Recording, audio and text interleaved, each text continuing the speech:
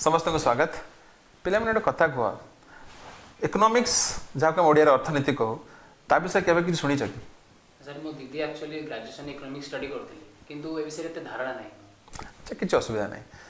भारतीय reserve bank एवं बाकी देशर बैंक गुड़िक जो सुध हार ह्रास वृद्धि करती कहीं विषय जानिच कि भारत में कृषक मानकर ऋण छाड़ हुए से लाभ हुए किंतु देशर आर्थिक परिस्थिति लाभ हो न था जानिच कहीं मुद्रास्फीति जहाँ को इन्फ्लेशन कह जाए यहाँ गुरुत्वपूर्ण कहीं तुम मानकर गणित भल हुए कि जदि सबूर उत्तर तुम हाँ ताहले तुम माने इकोनॉमिक्स जहाँ कह जाए अर्थनीति अध्ययन करा उचित। सर जो इकोनॉमिक्स मानकर काम कौन एक्चुअली माने करंती कौन? बहुत बढ़िया प्रश्न पचारिच कारण जेकोसी करियर आड़े मुख्य भाग तार काम विषय जाना बहुत जरूरी। देख इकोनॉमिस्ट जहाँ को अर्थनीतिज्ञ कह ओडिया से माने inflation interest rate exchange value taxation एवं विभिन्न प्रकार अर्थनैतिक समस्यार अनुसंधान तथ्य संग्रह विश्लेषण करती तार पूर्वानुमान करती और तार विकास करती वास्तविक अर्थनैतिक समस्यार समाधान नीति निर्माण व्यवसाय एवं अन्य कार्यकलाप से माने गाणितिक एवं परिसंख्यान कौशल जहाँ को स्टैटिस्टिक्स कहूँ ता सहित अर्थनैतिक ज्ञान एवं थियोरी व्यवहार करती। सर जो इकोनॉमिक्स कैरियर रे स्पेशलाइजेशन ट्रैक्स सब कोन कोन हम को दिगरे गति करि परिबा? ट्रैक्स बहुत गुडे अछि पिला माने जानि नांती इकोनॉमिक्स रे केते बड़ ट्रैक्स अछि केते वाइड स्कोप अछि त बस जानिबा आरंभ करिया मैक्रो इकोनॉमिक्स रो। So macro economist micro economist financial economist environmental economist labour economist business economist health economist and applied economist. Sir आपण जो 7-8टा इकोनॉमिक्स मानकर ना कहले मैक्रो और माइक्रो मते डिफरेंसटा कोन? मैक्रो इकोनॉमिस्ट और माइक्रो इकोनॉमिस्ट मानकर रिसर्च डायरेक्शन अलग अलग।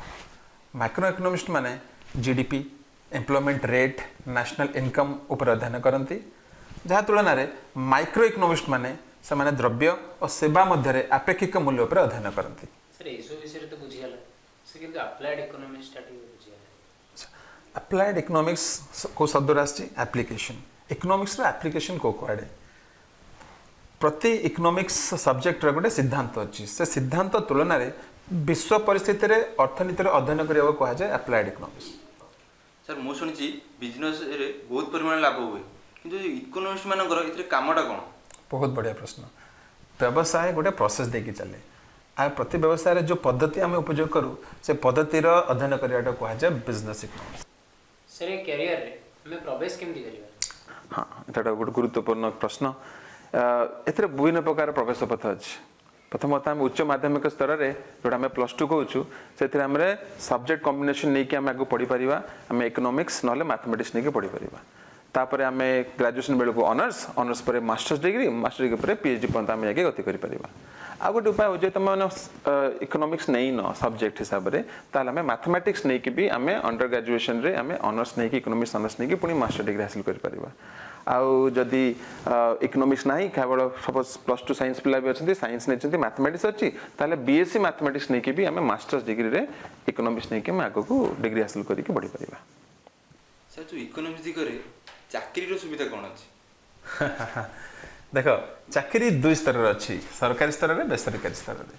सरकारी स्तर रे प्रथम आलोचना करबा जेआरएफ विषय ता कहा जाय जूनियर रिसर्च फेलोशिप जोड़ा तुम हासिल कलापर ताकू नहीं कि इंडिया जेकोसी यूनिवर्सिटी तुम पीएचडी कर पार स्टाइपेंड भी मिले।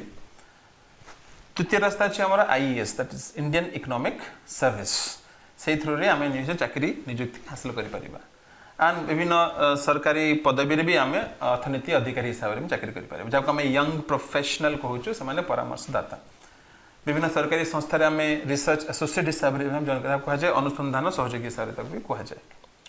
आम यदि बेसरकारी संस्था को जीवा ताहले गोटे इंडस्ट्री अच्छी कहते BFSI banking financial services and insurance ये सेक्टर में आमको बिजनेस एनालिस्ट हिसाब से जॉइन कर बहुत गुड़े कंसल्टिंग कंपनी अच्छी से आमको इकोनॉमिक स्पेशलिस्ट मानक इक्विटी रिसर्च एनालिस्ट हिसाब से नियंती।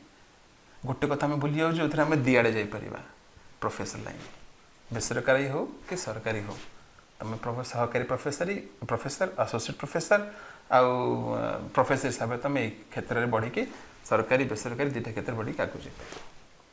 सर चाकरी सुविधा तो बुझीगला सर रोजगार के रोजगार निर्भर करुच्ची तुम स्किल्स आ को प्रकार पोजिशन तुम पाइच जमीक आम आरंभ करवा जूनियर रिसर्च फेलोज।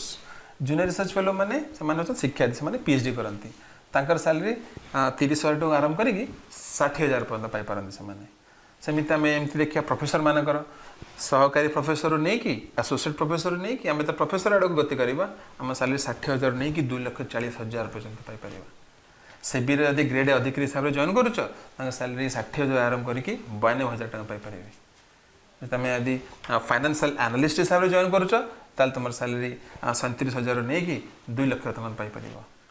आ जो तुम रिसर्च एसोसिएट हिसाब से जॉइन करुच तुम सैलरी 27,000 नहीं कि 2 लाख टका सैलरी पाइपर। एबे बुझले तो रोजगार क्या निर्भर करे निजर सक्षमता उपर आ को पोजिशन अप्लाई कर निर्भर करे। सर आज आलोचना जो तथ्य बहुत बहुत